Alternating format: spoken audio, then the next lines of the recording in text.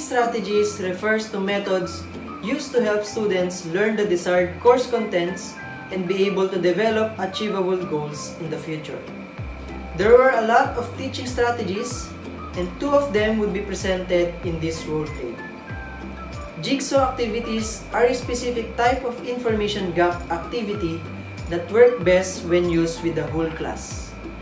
The class is first divided into groups of 4 to 6 learners who are then given some information on a particular aspect of the topic which they then become the experts in. Another is the lecture reaction, wherein the instructor divides the class into 4 groups: the questioners, example givers, divergent thinkers, and agreeers. To better understand these 2 teaching strategies, watch these following scenarios.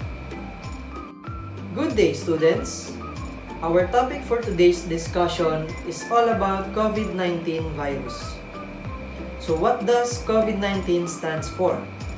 CO stands for corona, V stands for virus, and D for disease.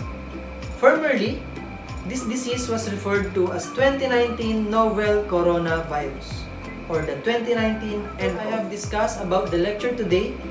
I would like you to group yourselves into 2 groups.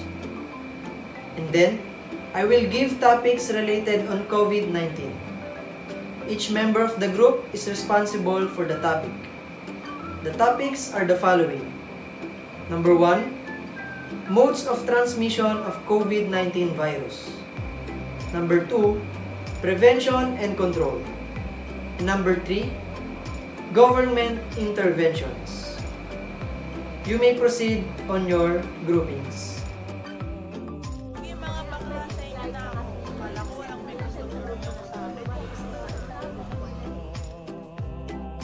Now that you've taken all the topics related on our lecture, it is your time now to understand and further analyze your topics.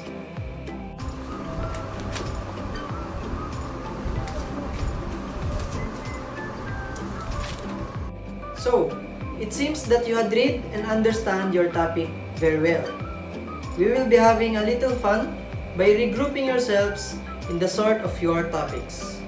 For instance, Brian will collaborate with Clyde because they hold the same topic, which is mode of transmission, to integrate information they had.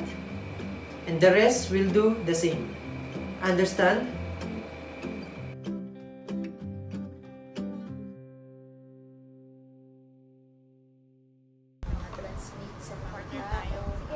Ito bali yung gagawin natin sa groupings.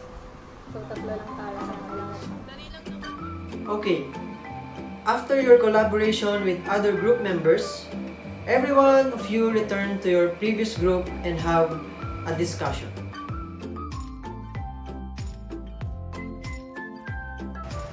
So, coronaviruses are mainly transmitted via respiratory droplets, either by being inhaled or deposited on mucosal surfaces, including aerosols produced by coughing or speaking. So, yung virus na ito ay mabilis nga talaga siyang kumalat kasi galing siya sa mga droplets na nilalabas ng isang tao papunta sa kanyang nahahawaan. Kaya siguro tumataas na rin yung yung cases natin dito sa bansa dahil sa mabilis nga ito talagang kumalat yung coronavirus. Different ways to prevent and control the spread of coronavirus. First, maintain a safe distance from others at least 1 meter away, even if they don't appear to be sick. Wear a mask in public, especially indoors, or when physical distancing is not possible. Next, get vaccinated when it's your turn. Follow local guidelines about vaccination. Next, cover your nose and mouth with your bent elbow or a tissue when you cough or sneeze. Last, stay home if you feel unwell. So, the government intervention during the pandemic. The strategies of the government is to control the outbreak. So, this is the steps that they do during the pandemic. The first one is screening. Second one is containment or suppression, and the last one is mitigation. The first one, screening. Screening is done when the device such as thermometer are used to detect the body temperature of the person. The second one is containment. Containment is undertaken in the early stages of an outbreak and aims to trace and isolate those persons infected in coronavirus. So the last one is mitigation. So in the mitigation, they use strict border control or lockdowns. They implement it in the country. So ngayon guys, i-discuss ko naman yung about sa mode of transmission. So sabi nga ni sir, virus is contagious. So, but it has different way kung paano sila makaka-infect o makaka-transmit yung virus sa ibang tao. As I collaborated with the other group members, yung sa kanya is droplets transmission, sa akin naman airborne transmission. So sa droplets transmission, nag-occur yung virus o nagka-transmit yung virus through physical contact. One is yung sa akin is yung airborne transmission. So sa akin naman is yung microbe na nanggagaling doon sa droplet nuclei o yung nasa loob ng nuclei. Microbe na nanggagaling sa droplets, so maaaliw siya sa hangin naman. So pwede siyang umaaliw sa hangin and then maka-infect naman sa ibang tao. So ganun, pwede tapos nagtatagal yung ano na yon, yung dust particles na yun kasi eventually yung microbes naman nagta-transform siya into dust particles, but it is still a virus.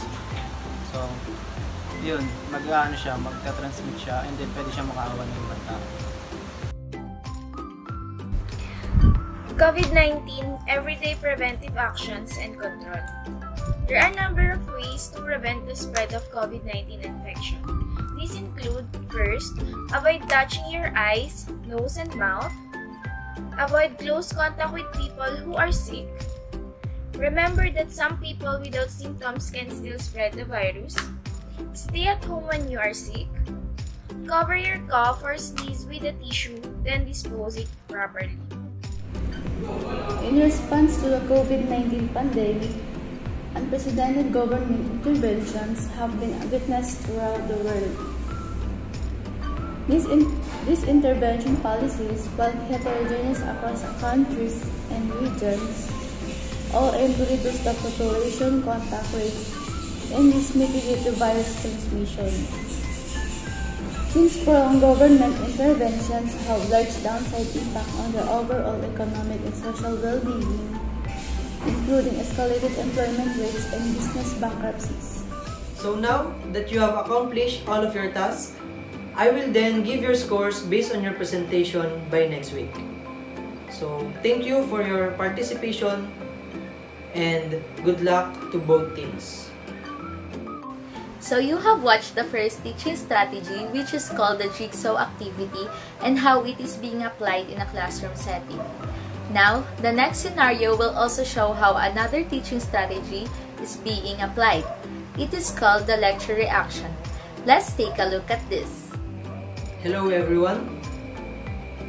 Kamusta kayo? Yan. So, pakitanong nga yung katabi nyo sa kaliwa o kaya sa kanan kung kamusta sila. Marahil nasa isip nyo ngayon, bakit kaya kami kinakamusta ni Sir? So, kinamusta ko kayo dahil ang topic natin ngayon ay about sa mental health issues. So, marami sa atin ay familiar na sa topic na to. Especially you guys, dahil lahat kayo ay psychology majors. So, bakit nga ba natin kailangan malaman o lubos na maunawaan ang aspeto na ito? So, after my discussion, we will now have an activity wherein you are going to have 3 groups. So, pumili na kayo ng partners nyo bago ko ibigay ang instructions. So, you may proceed now. So ayan, pwede si Clyde tsaka si... Sige, partner na lang sa grupo natin. So, bali na tayo sa grupo Dali lang naman yun. Okay. So, after nyong makahanap ng inyong kapares, I will now divide you into 3 rows. Okay? So, you better listen. Yung first group, kayo ay tatawaging questionnaires. Kayo ay bubuo ng isang argumento o tanong kung saan paglalabanan nito ng 2 pang grupo. sila itatawaging the agreeers at divergent thinkers. Magkakaroon ng debate ang dalawang grupo na ito tungkol sa argumento na nabuo ng questioners. You may start discussing what to do kasama ng partners nyo. So, I'm wishing you good luck and I hope we enjoy this activity.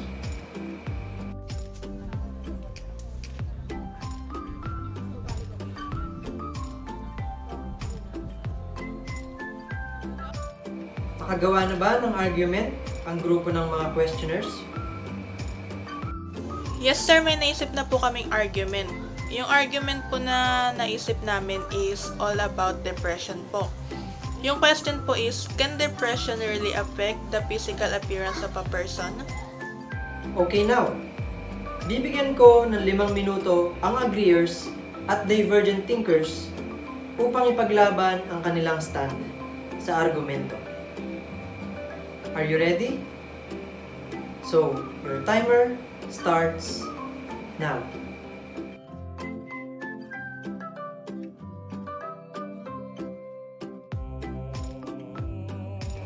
Okay, let's start. So kung tapos nang bumuo ng standpoints ang bawat grupo, magsimula na tayo ng ating lecture reaction. Mauna ang agreeers at magkakaroon ng 1 minuto ang bawat isa upang i-discuss ang kanilang punto. Handa na ba ang lahat? Agreeers, you may proceed now. As a psych major, naniniwala ako at umaagree ako sa argument na ang depression ay nakakaapekto sa physical appearance ng isang tao. Based sa several readings and researches, nakakaapekto ang depression dahil sa sobrang kalungkutan, nawawalan na ng gana yung isang tao, hindi siya nakakapag-function ng maayos, napapabayaan na niyang kanyang sarili. Tapos, meron ding mga nakakapagsabi na ang depression, nakakaapekto siya sa weight gain or loss kasi nga, nagkakaroon ng changes sa appetite ng isang tao. Sir, I am personally disagree po sa kanyang statement. Like, I have 3 reasons why po. The first one is, it is buried to human being. So, may mga tao na na-experience tong depression but they are good in hiding it. They are good in handling relationship while they have suffering. The second is coping mechanism to avoid this kind of impact to our self or physical appearance. So, I think kaya meron tayong coping mechanism para para i-prevent yung impact ng mga ganitong emotional intervention po. And lastly, yung so, lahat ng pinagsasabi niya po is an indication of being depressed. So, I don't think so po. Ang mga sinabi niya na mga impact, pwede siyang mag-fall into other emotional illness or emotional suffering. So, it can be varied po. Yes, for me, as a psychology student, makikita mo yung pagbabago talaga sa physical aspect ng tao when it comes to depression. Because a person who struggles with it suffers in mental condition as well as in physical. Dahil nga sa unstable mood nila and madalas nagiging aggressive sila and hindi rin nila naalagaan ng sarili nila. Kasi yung kadalasang symptoms ng mga depressive na tao, wala silang ganang kumain, wala silang ganang matulog, kaya yung physical appearance sila nagbabago, yung mga natural na ginagawa nila, for example, mahilig sila sa music, or mahilig sila sa arts, nawawala sila sa concentrate or sa mood gawin yun dahil nga may pinagdadaanan sila. I disagree about the statement because other depressed people are still adjusting or focusing on making them look on physical appearance so that they don't feel depressed. Especially when a woman is depressed, they will use makeup and skincare to maintain a good physical appearance. The others goes to the gym because sometimes that's what they do coping style to get rid of their depression.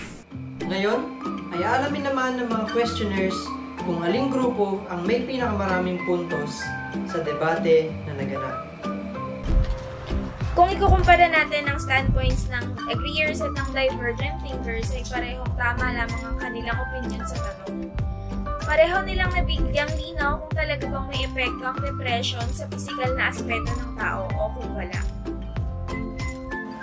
Now that you have learned how to use and apply the two teaching strategies mentioned, which is called the lecture reaction and the Jigsaw activity, I hope that this presentation will help you gain knowledge about these two methods and will help you foster a more positive teaching and learning environment inside your classrooms.